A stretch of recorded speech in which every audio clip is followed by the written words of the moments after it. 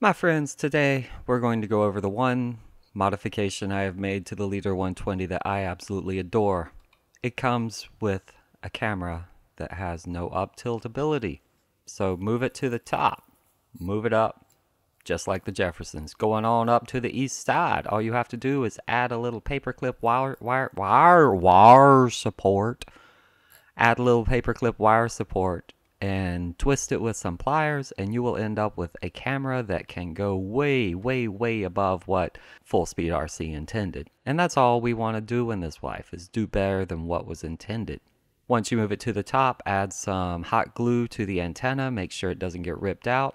I've got some flight footage side by side of the difference in speed, and handling is of course way different, but anyway, flight footage side by side, here we go.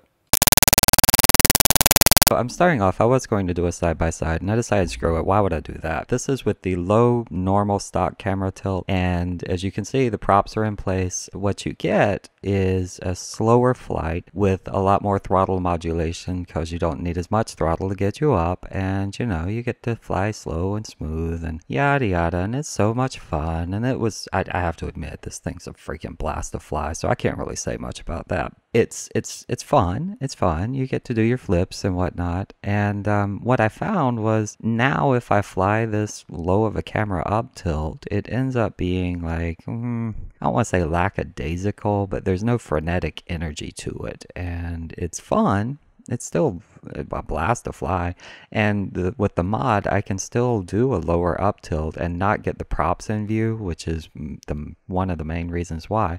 But let's jump over to the good flight, and here no props are in view. I'm still not flying incredibly fast, it's a lot more fun. The breakup on this is mostly due to the channel change, by the way.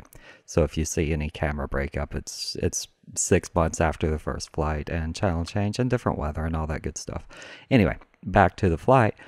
If you notice, my throttle values are higher, mostly because you don't have as much lift and whatnot. So you don't have as much lift. The throttle values are higher, but it's a lot faster. It's a lot easier to control your height and your altitude, and it's just, to me, a lot more fun. And this is something I couldn't do with the stock camera position. So moving it to the top took the props out of view and made it so I have the option of flying a crazier pace that is just, to me, a lot more fun. The better, the more practice you get, the more accustomed you get to where you're flying, and you want more challenges. And since I only have a tree and a mailbox and a couple of cars, I don't get that many challenges other than what I present myself, which is basically with camera up tilt. Now, it's there are some downsides to it, in that the higher throttle values mean you do get a shorter flight, and that's actually the only downside.